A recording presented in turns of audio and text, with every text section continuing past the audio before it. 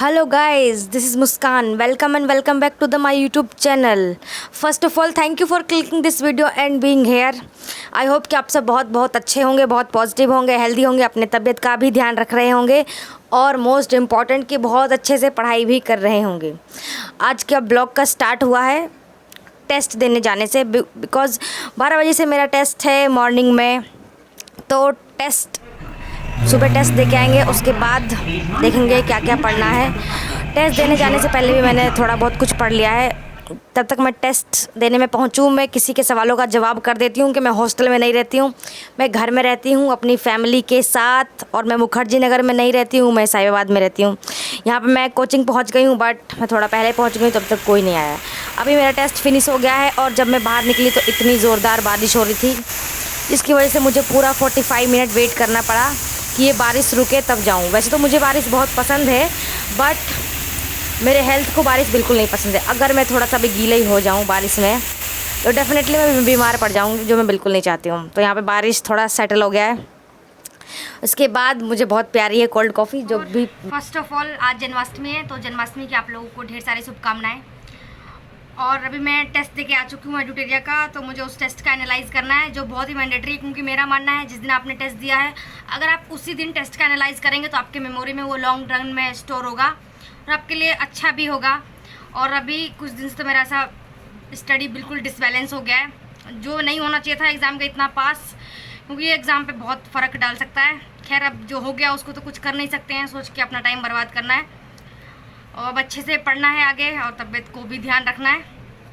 चलिए फिर आज हम करते हैं एडुटेरिया का टेस्ट सॉल्व, क्योंकि अभी मैं टेस्ट दे के आई हूँ, एनालाइज कर लूँगी जितना हो पाएगा सारा। तो मैं एक बार में नहीं करती हूँ, वी आर वेरी ऑनेस्ट, मतलब मैं 75 क्वेश्चन करके या 50-50 क्वेश्चन करके करती हूँ। तो अभी मुझे लगता है कि जितना हो पाएगा मैं उतना पोर्शन कर लूँगी, बाकी मैं कल सुबह करूँगी, क्योंकि अभी मैं 10-11 बजे तक जनरली मैं सो जाती हूँ, उससे ज़्यादा देर तक मैं नहीं जगती हूँ, क्योंकि मैं सुबह कोशिश करती हूँ कि मैं 6 बजे से 8 बजे तक का एक स्टडी स्लॉट लगा लूँ।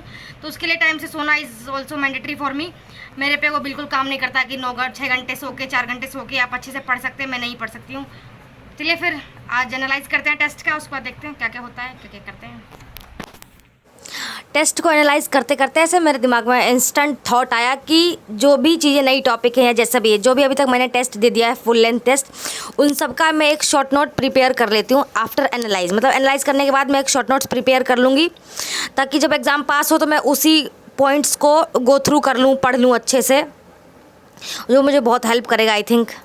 और जब मैं टेस्ट देने ही गई थी मुखर्जी नगर का ही वीडियो, तब मुझे गोलगप्पे बहुत पसंद है, तो इसलिए मैंने गोलगप्पे भी खा लिया, क्योंकि इन भैया का गोलगप्पे मुझे को बहुत अच्छे लगते हैं और मैं अपने आप को बिल्कुल नहीं रोक पाती हूँ गोलगप्पे खाने से। और मतलब जो मुझे अच्छा लगता है मेरे अकॉर्डिंग तो मुझे वो कर ही लेना चाहिए। उसके बाद अब ये नेक्स्ट अगले दिन का ब्लॉग है, जिसे मैंने शुरुआत किया है फ़िज़िक्स के साथ, क्योंकि टेस्ट में जो टॉपिक फ़िज़िक्स का मेरा मतलब मैं ऐसे ही पढ़ती हूँ। आज मैं टेस्ट दे के आई हूँ, जो टॉपिक जिस सब्जेक्ट का गलत हुआ है वो टॉपिक मैं दोबारा पढ़ लेती हूँ। जैसे फ़िज़िक्स में वो विद्युत वाला चैप्टर होता है ना, वो मेरा उसमें से क्वेश्चन मेरा गलत चला गया है, तो मैं उसको अच्छे से पढ़ लूँगी। और लाइट, ये 2 चले गए, और साउंड ऑल्सो। तो देखते हैं 3 चैप्टर करने में कितना टाइम लगता है। वैसे तो मैंने ये नोट्स बहुत बार पढ़ा है, फिर भी दोबारा से पढ़ लेते हैं, क्योंकि रिवीजन हम जितना करेंगे उतना ही अच्छा है। और जिन लोगों को भी साइंस में से थोड़ी बहुत दिक्कत शिक्कत जो भी आती है, तो एक ही ऑप्शन है उसका कि आप रिवीजन करें और रिवीजन करें। और एक कोई है जिन्होंने मेरे से पूछ रखा कि मैं 2028 में एग्ज़ाम दूंगी तो मुझे क्या करना चाहिए। तो अभी तो मैं फुल ऐसे वीडियो नहीं बना सकती हूँ आपके लिए, सॉरी उसके लिए, कि मुझे बिल्कुल बुक सोर्स और ये सब। अभी मैं आपको इतना सजेस्ट कर सकती हूँ कि 1 महीने बाद मैं प्रोवाइड कर दूँगी आफ्टर एग्ज़ाम ऑल्सो। उस तब तक आप NCERT पढ़ सकते हैं। NCERT मतलब आप किसी भी टॉपर का किसी का भी सुनेंगे ना, वो आपको यही सजेस्ट करेंगे कि NCERT पढ़ लेनी चाहिए, NCERT बहुत इंपॉर्टेंट है। क्योंकि जो NCERT होता है, ऐसा नहीं कि उसमें से क्वेश्चन तो आते हैं PT में, लेकिन जब आपको ऐसा तो है नहीं कि सिर्फ प्रीलिम्स दे के ही रह जाना है। जो मेंस होता है NCERT हमें उसके लिए वर्ड्स, थॉट्स और वो लाइन दे देता है कि हाँ मेंस में, तो वो मेंस में बहुत फ्रूटफुल होता है। इसलिए NCERT के साथ स्टार्ट करना बहुत अच्छा है। अभी आप हिस्ट्री के NCERT के साथ स्टार्ट कर सकते हैं, सेल्फ भी पढ़ सकते हैं। अगर सेल्फ नहीं है तो यूट्यूब पे तो बथेरी वीडियो है बहुत सारी चीज़ों की। तो उसके बाद फिजिक्स करने के बाद यहाँ मैंने घटना चक्र करना स्टार्ट किया है। ये घटना चक्र हिस्ट्री का ही है, एंशिएंट हिस्ट्री का, क्योंकि मेरा मॉडर्न ख़त्म हो गया है, तो अब मैंने सोचा एंशिएंट और मेडाइवल एक बार और करके उसको रख दिया जाए।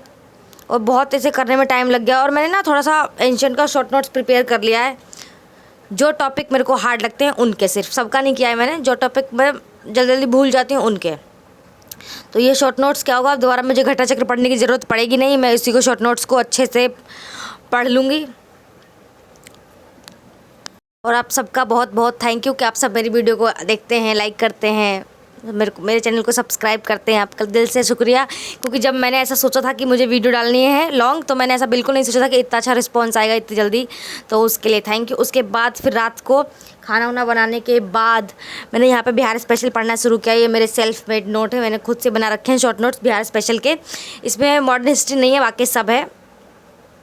मॉडर्न हिस्ट्री मैंने अलग हिस्ट्री वाले नोट्स में बना रखे हैं, तो यहाँ पे मैं अभी ये पढ़ूँगी, क्योंकि जो बिहार में कौन सी मिट्टी कहाँ पाई जाती है, ये सब चीज़ें थोड़ा मिसमैच हो रहा था मेरे से, तो मैंने सोचा एक बार इसको भी गो थ्रू कर लिया जाए, क्योंकि मेरे को बहुत कन्फ्यूज़न हो जाता है। कन्फ्यूज़न का सीधा सा मतलब यही है कि आपका लैक ऑफ रिवीजन है, अच्छे से आपने रिवीजन नहीं किया है। तो इसलिए अभी एग्ज़ाम में 10-20 दिन जो भी बचे हैं, तो अपने कमर को कस के एकदम लग जाते हैं बिल्कुल अच्छे से पढ़ाई करने में, क्योंकि मेरा तो ये आखिरी अटैम्प्ट होने वाला है।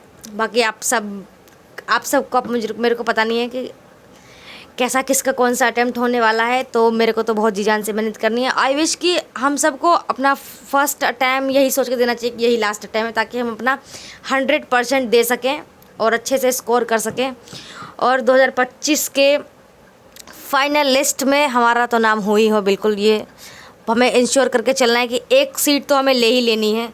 उन 1200-1300 में से जो भी पोस्ट आए हैं, हमें सबका क्या करना है, हमें सिर्फ एक पोस्ट चाहिए अपने लिए, जो भी हम चाहते हैं। अगर हम अच्छे से पढ़ेंगे तो हमें मनचाहा मिल जाएगा जॉब, वरना तो समझौता करना पड़ेगा। इसलिए टाइम को ना बर्बाद करते हुए, फ़ोन को स्क्रॉल ना करते हुए, बाकी सारी प्रॉब्लम को साइड करते हुए बस पढ़ाई पे ध्यान देना है और बहुत अच्छे से ध्यान देना है, ताकि जब एग्ज़ाम में जाए तो हमें ये रिग्रेट बिल्कुल नहीं होना चाहिए कि काश ये वाला टॉपिक मैं पढ़ लेती तो मेरा ये क्वेश्चन टैकल हो जाता। क्योंकि उस टाइम पे आप कुछ नहीं कर सकते सिवाय पछतावा का, तो आपको पछतावा ना हो, मेरे को भी पछतावा ना हो बेसिकली। इसलिए मैं कोई भी ऐसा टॉपिक नहीं है जो मैं छोड़ के चल रही हूँ। और मेक श्योर कि करंट अफेयर तो आप वैसे ही लेके चल ही रहे होंगे, करंट अफेयर तो वैसे नहीं छोड़ सकते। 30-32 क्वेश्चन करंट अफेयर के आते हैं। अगर किसी ने करंट अफेयर अच्छे से कर लिया है तो इट्स वेरी वेरी गुड। यहाँ मेरी मम्मी आके थोड़ा मेरे को प्यार कर रही थी, वैसे तो गुस्सा ही करती रहती है मोस्ट ऑफ टाइम, कभी कभी प्यार भी आ रहा होता है। तो आज की वीडियो में इतना ही था guys. Thank you for watching my videos, thanks a lot. आप लोग इतना अच्छा रिस्पांस करते हैं। बाय, नेक्स्ट वीडियो मिलेंगे।